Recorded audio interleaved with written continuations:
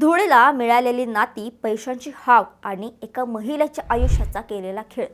छत्रपती संभाजीनगरमधील हे प्रकरण ऐकलं की अंगावर काटा येतो.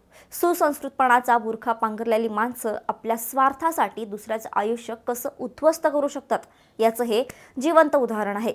एका 32 वर्षांच्या महिलेला लग्नाच्या बेडीत असं अडकवलं गेलं जिथे फक्त फसवणूक आणि छळ होता. छत्रपती संभाजीनगरमध्ये एका सुशिक्षित महिलेसोबत लग्नाच्या नावाखाली जे काही घडलं ते केवळ फसवणूक नाही तर माणुसकीला काळीमा फासणारा प्रकार आहे. एका पुरुषाचे शारीरिक वास्तव लपून त्याचे लग्न लावून दिले जाते आणि त्यानंतर त्या पीडित महिलेकडूनच तब्बल 15 लाख रुपयांची मागणी केली जाते. हे प्रकरण केवळ एका गुन्ह्यापुरते मर्यादित नाही तर ते आपल्या समाजातील लग्नाची बाजारपेठ आणि फसवणुकीची मानसिकता यावर गंभीर प्रश्न उपस्थित करते. आजच्या या व्हिडिओमध्ये आपण या प्रकरणाचे सखोल विश्लेषण करणार आहोत.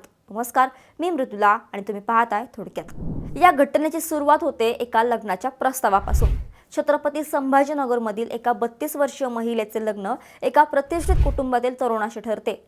दोनही बाजू सुशिक्षित होत्या, त्यामुळे सर्व काही व्यवस्थित पार पडेल असं वाटलं होतं.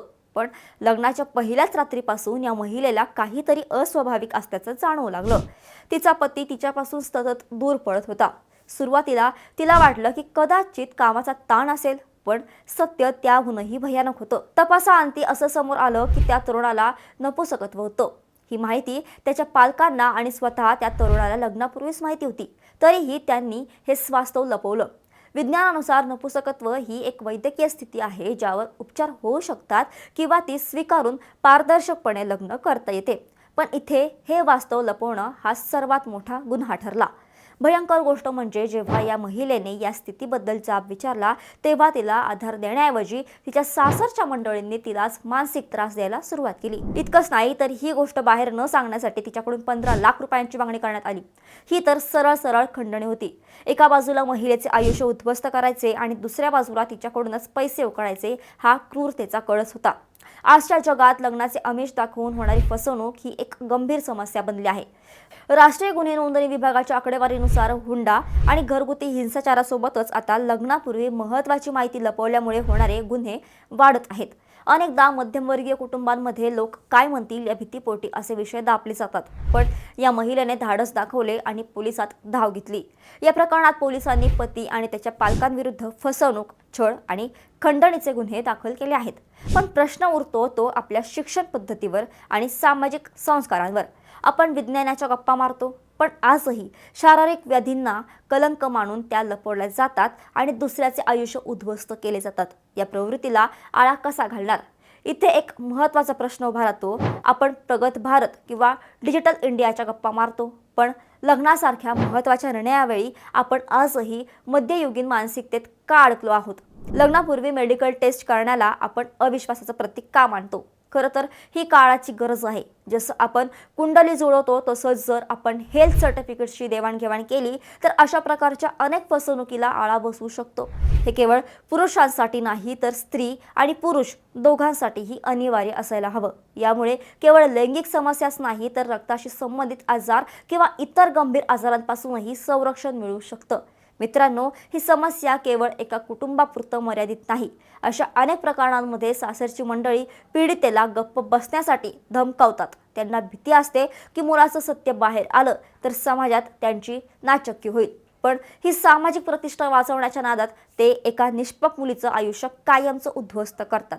याला आपण सोशल प्रेशर म्हणू शकतो. पण जेव्हा हे प्रेशर गुन्ह्याचं स्वरूप घेतं तेव्हा ते अक्षम्य असतं.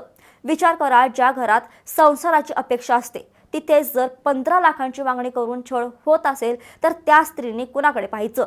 अशा गुन्ह्यांमध्ये सासरच्या लोकांची मानसिकता ही एखाद्या व्यावसायिक गुन्हेगारासारखी असते, जिथे नात्यापेक्षा पैशाला आणि खोट्या प्रतिष्ठेला जास्त महत्त्व दिलं जातं. समाज म्हणून आपल्याला ही फसवणुकीची मानसिकता मुळापासून उखडून टाकावी लागेल. जोपर्यंत मुलाच्या घरच्यांना असं वाटतं की ते काहीही लपवून लग्न लावू शकतात आणि नंतर सुनेला छळू शकतात, तोपर्यंत कायदे असूनही उपयोग नाही.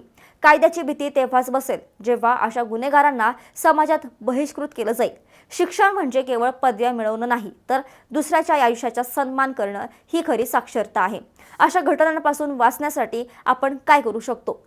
सर्वात महत्त्वाचं म्हणजे लग्नापूर्वी वैद्यकीय चाचण्या करण्याबाबत समाजात जनजागृती होणं गरजेचं आहे. हे कोणत्याही अविश्वासाचे लक्षण नसून दोनही व्यक्तींचे भविष्य सुरक्षित करण्याचा एक मार्ग आहे. तसेच सुशिक्षित तरुणांनी आपली शारीरिक स्थिती आपल्या जोडीदाराला लग्नापूर्वी सांगण्याचं धाडस दाखवले पाहिजे. शेवटी मित्रांनो, नातं विश्वासावर टिकतं, खोटेपणावर नाही. छत्रपती संभाजीनगरमधील ही घटना आपल्याला इशारा देते की बाह्य रूपाला आणि संपत्तीला महत्त्व देण्यापेक्षा स्वभावाला आणि पारदर्शकतेला महत्त्व देणं किती गरजेचं आहे. जर आपण आज आवाज उठवला नाही तर अशा कितीतरी महिला या लग्नाच्या जाळ्यात अडकून आपले आयुष्य संपवतील. तुम्हाला काय वाटतं? लग्नापूर्वी मेडिकल टेस्ट अनिवार्य असायला हवं का, की यामागे केवळ पैशाची हाव कारणीभूत आहे? तुमचं मत खाली कमेंट्समध्ये नक्की सांगा. जर तुम्हाला हा व्हिडिओ माहितीपूर्ण वाटला असेल तर तुमच्या मित्रमैत्रिणींबरोबर शेअर करा, व्हिडिओला लाईक करा आणि अशाच गंभीर विषयांचा सखोल माहितीसाठी थोडक्यातला फॉलो आणि सबस्क्राईब करायला विसरू नका.